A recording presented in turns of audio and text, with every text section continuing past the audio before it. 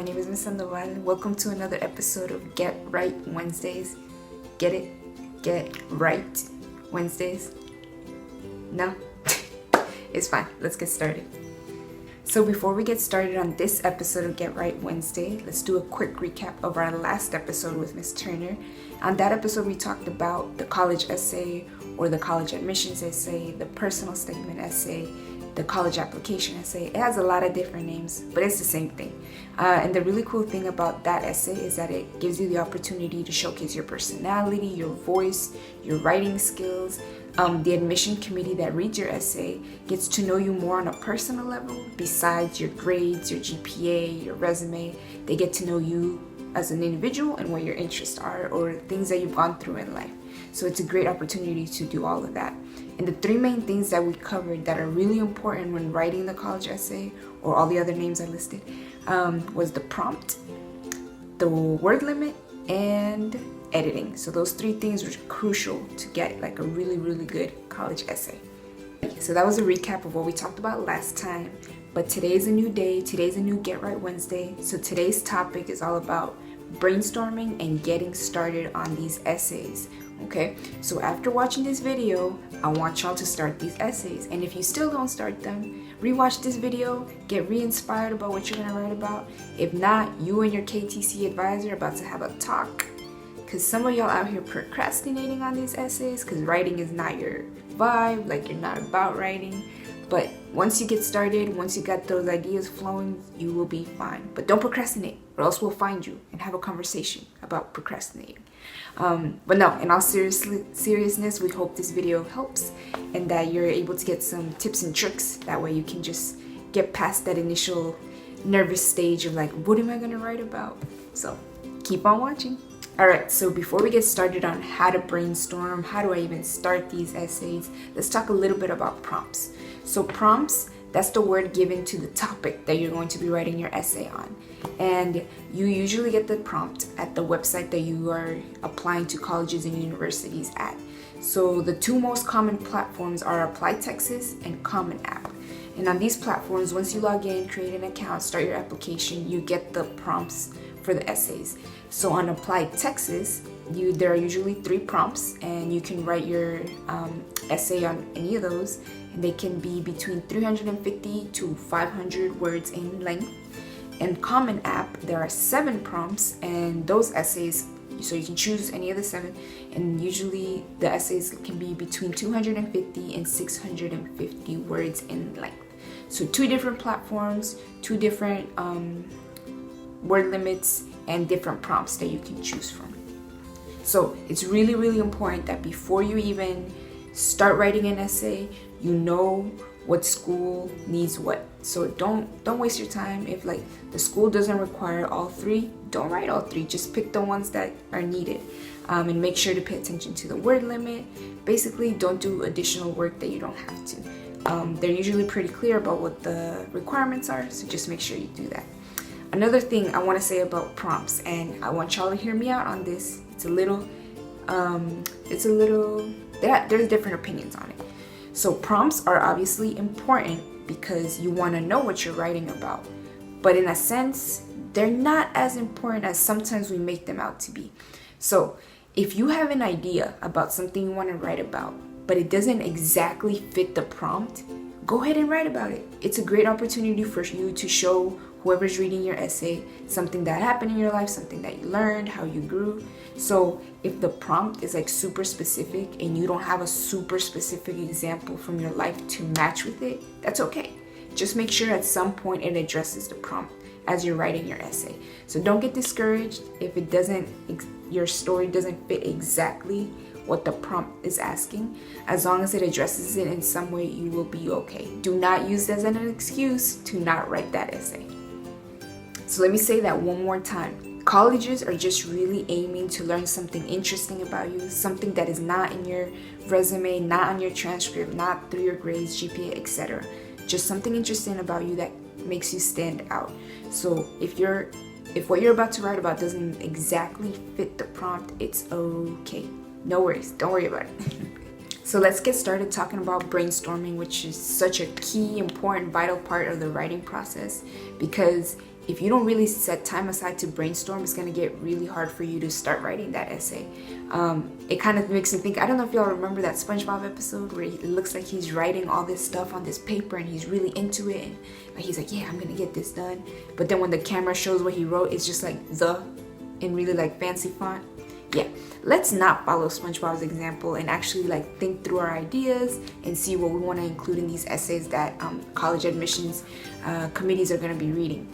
So there are two options when you're brainstorming. One of them is called backwards brainstorming, which I'll explain in a little bit. And then the second one is just regular brainstorming that we're used to and have been doing most of our lives.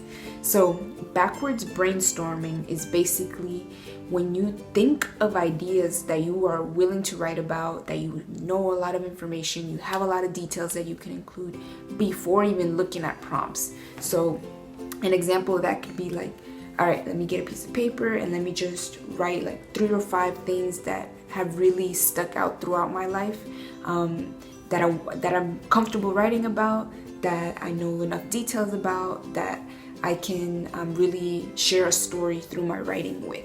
So that's one way that you can start brainstorming. Before you even look at prompts, just think of different things that have happened in your life or different experiences that you've had, and just list them out and then put in as much detail under each bullet point as you can, so you have that list going. And then once you have that backwards brainstorming done, you can go and read the prompts and then be like, oh, if I look at my list, this one looks exactly to be able to fit in this prompt.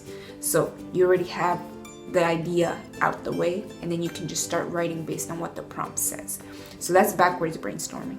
And then regular brainstorming that we're most commonly aware of is just when like you read the prompt and you're like, okay, so which ideas fit? And then you start from there. So it's up to you which one you want to do. If you want to do the ideas before even looking at the prompts, or look at the prompts first and then think of 1 or 2 things that you could write about. So those are your 2 options for brainstorming. And now we're going to talk about some tips that'll help you start thinking of developing these ideas that come to mind once you have decided what you want to write about. So once you have decided whether you want to do like backwards brainstorming or regular brainstorming, completely up to you, it's really important to follow some guidelines so you kind of get your ideas to a place where you can actually write about them. So as you're brainstorming, make sure you set time aside to brainstorm. Like give yourself 10, 15 minutes, 30 minutes, whatever you feel like is necessary to really get good ideas out on paper. Because we want to make sure that you're giving that time early on, so then once you're writing, it all flows a little better, because you're like, oh yeah, I thought about this before. Basically, don't just like pick up a paper and be like, this is what I'm gonna write about, and be the end of it. Give yourself some time, process what you want to write about. Another thing to consider is that you want to make it personal. Like you want to make it about you. The people that are reading your essay want to learn about you. They don't want to learn about your aunts, cousins, friends, dog, pet, goldfish. Like, we want to know about you. So make sure that throughout your essay it's focused on what you've experienced, and you're able to share those details with the committee through your writing style. The next tip is to get specific and provide details. Don't be vague. Don't leave details that are important to the story out. So make sure you get specific, you include those rich details that make your story more exciting. And then the last thing is just make sure you answer the question. Like you can have an awesome story and like it's great to hear about your experiences, but if you didn't answer the initial prompt, there's a little disconnect there. So just make sure that as you're brainstorming the ideas, that the one that you end up picking, that it does eventually answer the prompt. Another thing I wanted to make sure to cover in this video is some do's and don'ts about brainstorming and getting started on your essay. So as you're writing those initial sentences, those initial paragraphs, coming up with these ideas, keep these do's and don'ts in mind. So the first do is definitely overcome your nervousness, procrastination, and start brainstorming, start writing. Whatever those little things are that are holding you back from just getting started on this essay, just try to knock them out the way, get rid of them so you can get started on this essay. Another do is definitely make multiple drafts. So whether you want to make multiple drafts of your brainstorming page or multiple drafts of your essay, it's really good because each time it gets better and better and you're able to refine it more. Another do is definitely seek essay advice from your teachers at your high school, from your KTC advisors. We're definitely out here to support y'all. There are so many resources out there that'll help you get these essays written and get these brainstorming ideas, flowing. So please use those resources that are available to you. All right, some of the don'ts. Do not do these. I'm telling y'all now, do not do these. So the first one is try not to use cliches in your essays. So when I say cliches, I mean those phrases that we hear over and over again. And if we've heard them over and over again, you better believe college admissions committees have heard them thousands and thousands of times. So try not to include phrases like, be the change I want to see in the world. Because friends, that is way easier written than actually done. But just phrases like that are very common. Try to avoid them so that way your essay isn't just another one that used the same phrase. Another don't leave out details. Don't be vague. Don't be general. It goes back to what I was mentioning earlier about include all those rich details that make your story so important to you, and that'll convey to the reader, wow, this student really cared about this experience. I saw how they grew. I saw what they learned. So make sure to include those details. So don't be vague. Include as much as you can.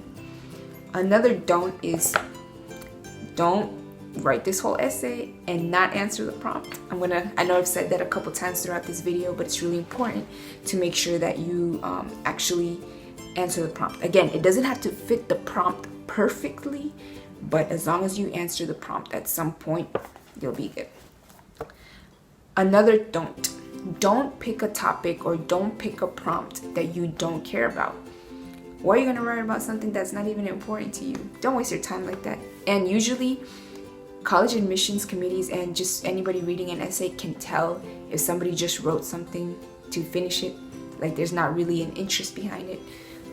So try to include, or obviously pick a topic that you're interested about and include the details that are associated with that experience that you had. That way the reader can be like, okay, this student really cared about this. So the final don't is don't pick a topic or a prompt that you don't care about. So speaking of resources that I mentioned earlier, that y'all gotta use the resources that are around you, the Keep Through College and Career team here in Dallas has an awesome resource for our students to get brainstorming done, to get started on their essays, to actually even type out their full essay. And it's called Story 2. Ms. Turner mentioned it last time, and I'm mentioning it again because it's free to y'all and we want y'all to use it. So I'm gonna drop the little flyer here or here, but basically it's a great platform for you to get started on your essays. If you want to have something digital, you're not like the writer, like pen to paper, pencil to paper. Story 2 offers you an opportunity to do your whole essay online. You can even like speak the story you want to say and it'll transcribe it for you, so it'll type it up for you. So it's a great resource, so make sure you use it. And if you have any questions about it, feel free to reach out to your KTC advisor and we'll send you more information. But yeah, here's the flyer again. All right, y'all, so this wraps up this episode of Get Right Wednesday. But before I let y'all go, I want to give you some quick reminders. So whatever your high school post-graduation plan is, make sure that you keep working on it. Those college applications, those job applications, if you're interested in going straight into the workforce, whatever your plan is after high school, keep working towards it. Your KTC team is here to help you out, so if you have any questions, please reach out. This is why we do what we do. Another reminder, FAFSA season is here.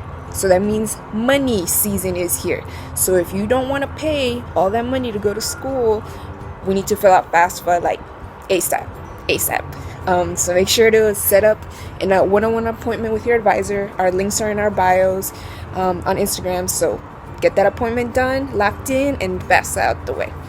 The last reminder for my students watching that have still not started writing their essays and are still stuck about where to write. Again, watch this video, but also just get started. knock out that procrastination, get rid of all that, and try to get these essays done. If not gonna lie, my puppy is gonna be really upset, and you don't want to have him disappointed. So yeah, get started on those essays, and if you have any questions, feel free to reach us out. Thank y'all for watching, and yeah, bye.